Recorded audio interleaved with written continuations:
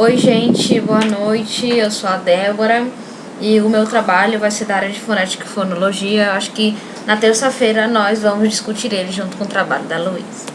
Bom, o título do artigo é Dificuldades ortográficas em espanhol devidas a fenômenos fonético-fonológicos. Quem escreveu esse artigo foi José Ricardo Ordron de Pinho, na revista virtual, foi publicado na revista virtual de estudos da linguagem Revel, volume 4, em 7 de agosto de 2006. Apesar de ser um artigo de 2006, é um tema super atual nas aulas de espanhol como língua estrangeira e vocês logo vão ver por quê, tá? Então, eu queria compartilhar um pouquinho do meu mundo para vocês e eu achei uma boa maneira de fazer isso usando esse artigo, que é muito bacana. Ele começa falando do fenômeno de desfonologização.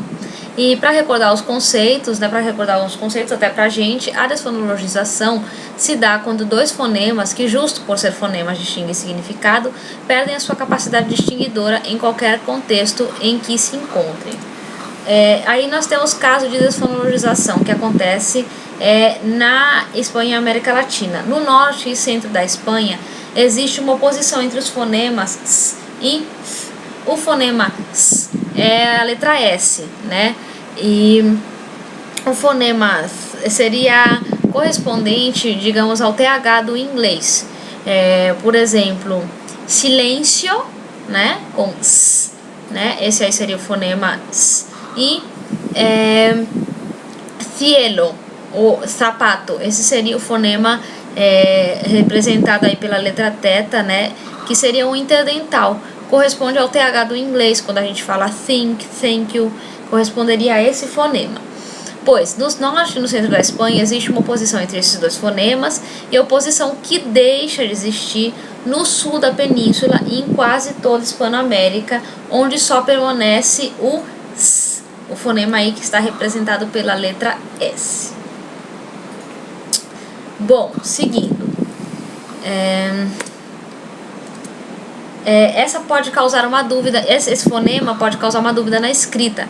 Nas regiões onde há oposição no fonema S, correspondente à letra S, e o fonema F, né, que corresponde às letras C e Z. Só se usa C diante de E e de I, posições onde quase não se usa o Z, que aparece nos demais casos. Ou seja, sapato em espanhol se escreve com Z, né?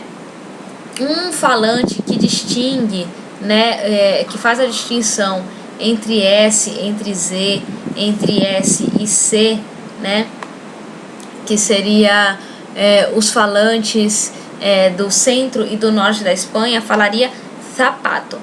Mais um falante do sul da Espanha ou um falante latino-americano, ele falaria sapato, ainda que se escreva com Z. Então pode que surja uma dúvida na hora da escrita: sapato com S ou sapato com Z, sério com S ou sério com C, porque da mesma forma que ele não distingue o S do Z, ele não distingue o S do C também, que um falante que faça essa distinção do norte e do centro da Espanha, ele faria essa distinção, o latino e o falante do sul da península não faria. Essa é uma posição ortográfica, tá? Sem implicação semântica. Aí nós seguimos aqui, mas temos outro caso. Por exemplo, o caso de casa e com S e casa com Z.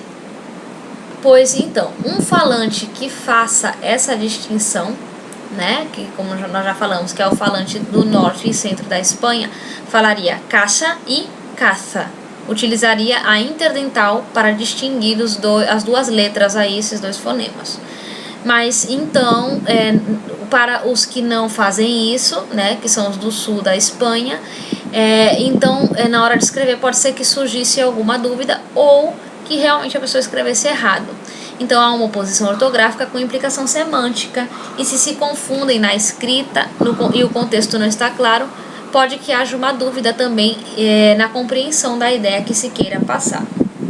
E aí o autor também vai mencionando a aceitação social desses tipos de fenômenos. Esse fenômeno é o cesseo, com S, e ele diz assim, que há que mencionar que o CC no passado já foi visto como um traço vulgar, mas hoje em dia está aceito pela Real Academia Espanhola e já não temos por que rechaçá-lo ou repreendê-lo.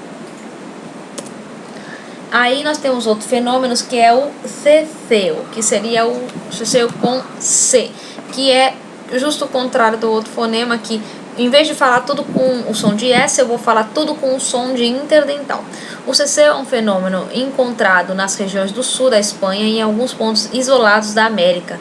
Aparece em alguns focos da Colômbia, El Salvador, México, Nicarágua, Panamá e Cuba. É justo o contrário do ceceu com S, da desfonologização entre os fonemas S e F. Resulta, né, que é a interdental. A dúvida na escrita será a mesma.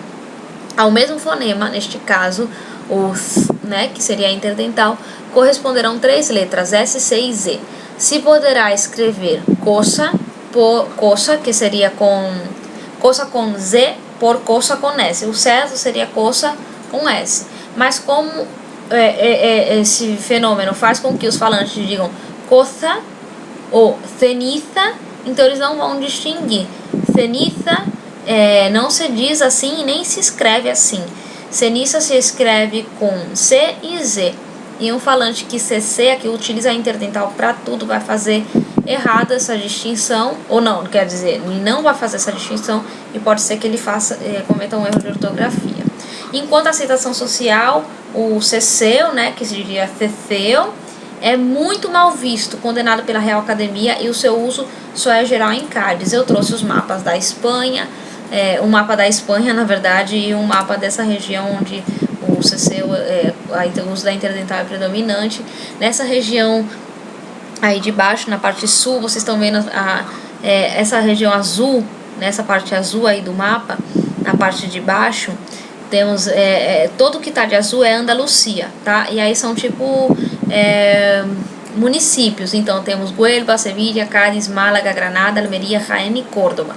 Aí é onde mais se utiliza a interdental, né? E aí Cádiz, que ele diz, né, que existe um predomínio. Então esse outro mapa também a gente pode ver que realmente em Cádiz existe um predomínio do ceceu, o uso da interdental quando há o C, quando há o Z e quando há o S, inclusive. Depois, se vocês quiserem voltar ao vídeo, ver com mais calma o mapa. E outro fenômeno que o autor aborda no texto dele é o dieísmo. O dieísmo nada mais é que utilizar o som do Y e do LL da mesma maneira. O som do Y e do LL vão variar muito dependendo da região. Então, eu posso utilizar o LL como um LH, como um SH, vou dar exemplos. Eu posso falar caballo e eu posso falar cabacho, posso falar caballo, cabalho, eu posso falar de várias maneiras. O que acontece é que, geralmente, da mesma maneira que eu falo o LL, eu falo o Y. E o Y, ele teria um som, digamos assim, de I, né? Então, ele dá aí exemplos nas últimas 4 linhas, né? Com a neutralização, Y e LL passam a representar o mesmo som, o que resultará em dúvidas na hora de escrever. Por exemplo, llave com Y por llave com LL. Llave com Y, tá? Não existe. Existe llave com LL, que significa chave. Mas como eu pronuncio, digamos, yo, provavelmente eu também vou pronunciar llave. Eu vou usar o J. Se eu pronunciasse yo, provavelmente eu pronunciaria llave. Eu pronunciaria com o som de I, né? Tudo. Então, isso que é o dieísmo. O mês de maio, eu posso pronunciar como mayo. Se escreve com Y. Mas se eu pronuncio mayo, na hora de escrever, pode ser que eu escreva com LL. Tal como o ceceu, já estou lendo as 3 últimas linhas, tal como o ceceu, há palavras nas que o uso do Y e do LL distingue significado, como cadiou com Y e cadiou com LL. Cadiou com Y é caiu, é do verbo cair. E cadiou com LL é calou, do verbo calar. Então, se eu fizer aí se eu escrever uma coisa querendo dizer a outra e o contexto não estiver claro, haverá dúvidas de compreensão. Enquanto a aceitação social, o dieísmo se encontra na mesma situação que o cesseu. Já foi condenado, mas hoje em dia se encontra aceito pela Real Academia Espanhola. Inclusive, a presença daquele é mais ampla do que a deste, né? A presença do cesseu é mais ampla do que a do dieísmo. E mais de 90% do mundo hispânico é dieísta. E agora nós vamos falar do fenômeno da neutralização, que também é abordado nesse artigo. Ele aborda bastante coisa nesse artigo. A neutralização se dá quando dois fonemas deixam de distinguir o significado em algum contexto determinado. Vejamos agora cada um dos fenômenos atentamente. Ele fala dos casos de aspiração. A aspiração é um ruído que ocorre pela abertura da glotis durante a oclusão bucal e acompanha a pronúncia de sons oclusivos surdos. Em espanhol, o fenômeno que sofre aspiração é S, representado pela letra S. E ele põe aí que é só em regiões cesseantes, com S, né? Só onde as pessoas pronunciam S, C e Z, tudo com o mesmo som de S. A aspiração pode ter um grau médio, uma aspiração parcial, e um grau alto ser uma aspiração total. Eu botei de vermelho aí que é só em regiões que se pronuncia tudo com som de S, porque eu não concordo, por todas as minhas leituras e por todos os meus 8 anos dando aula de espanhol e pela minha experiência com espanhóis e latino-americanos. Na região de Andalucia, que é uma região da Espanha, onde eles utilizam a interdental e não são cesseantes, né, não põem o som de S, muito pelo contrário, eles aspiram bastante a S. Então, eu não concordo com isso que está aqui no artigo. Eu não sei se o autor cometeu um erro aí na hora de nem se fosse um erro de digitação não poderia ser, porque ocorre nas duas regiões, tanto nas regiões cesseantes com S, como nas regiões cesseantes com C. Enfim, quem souber um pouco de espanhol pode discutir comigo depois. O problema para a escrita existe quando a aspiração se faz tão forte a ponto de que o fonema S desapareça. Assim não se dará a sua pronúncia, será um zero fonético. Eu vou dar um exemplo que está super batido, mas ele é útil e ele é claro. Quando a gente fala a palavra, por exemplo, espanhol, na língua espanhola se diz assim, espanhol, essa é a pronúncia.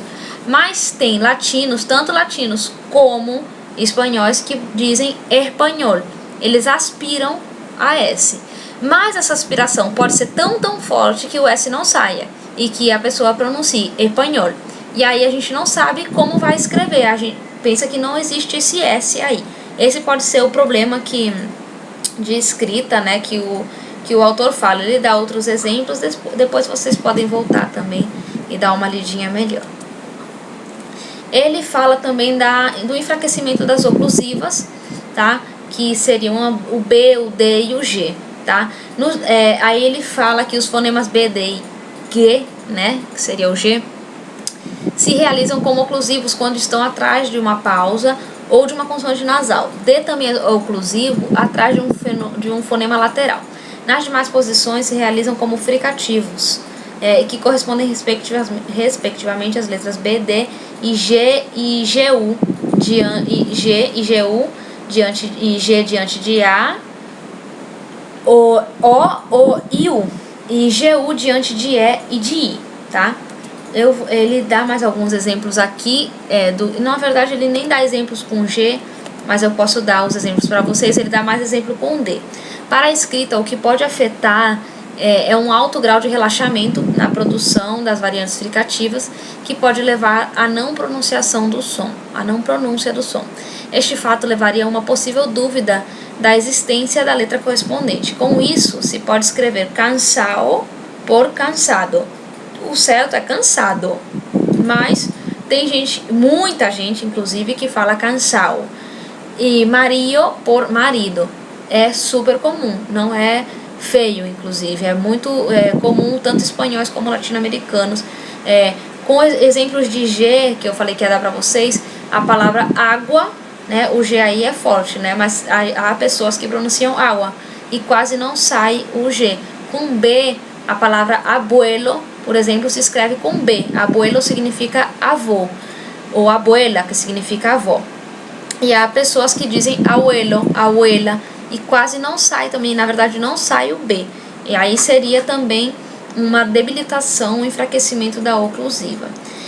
Nas 2 últimas linhas, nas 3 últimas linhas, na verdade, ele fala assim, que é possível que uma pessoa escreva a palavra sem a letra D ou sem a letra B, enfim, como uma forma de identificação para relacionar o falante ao grupo a que ele pertence. Realmente existem letras de canções, inclusive do Alejandro Sanz, que vocês podem buscar depois, que ele não pronuncia o D e o B também em muitos casos, e na letra está escrito sem essas letras. Na letra da canção está escrito sem essas letras do alfabeto. Bom, aí eu trouxe uma curiosidade, o autor não fala disso no artigo dele, mas eu quis trazer para vocês, e mais à frente eu vou trazer a conclusão, tá? A curiosidade é sobre um episódio do Chaves, em que ele está escrevendo uma carta de Natal pro Papai Noel pedindo uma bicicleta. E o que acontece no espanhol é que o B e o V têm o mesmo som. Então o Chaves pergunta pra Chiquinha, mas bicicleta se escreve com B de burro ou com B de vaca? Por quê? Porque burro se pronuncia assim, né? Com a B, burro. E vaca se escreve com V, mas se pronuncia igual um B. Porque B e V têm o mesmo som em espanhol. Então essa é a dúvida do Chaves. Aí ele diz, bom, não tenho muita certeza, mas acho que é com B de burro, né? Porque vaca se pronuncia igual que burro. E aí, quando eles traduziram essa piada, não ficou muito claro, eu acho, pra muita gente, né? Mas a gente ria do mesmo jeito, mas é só a título de curiosidade mesmo que eu trago isso pra vocês. E agora sim, a conclusão do artigo.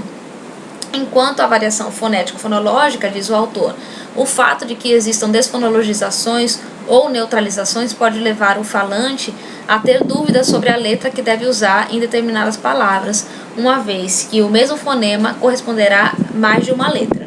Independentemente do sistema fonético-fonológico do falante, o sistema ortográfico é em todo o mundo hispânico. A solução é fazer práticas de ortografia.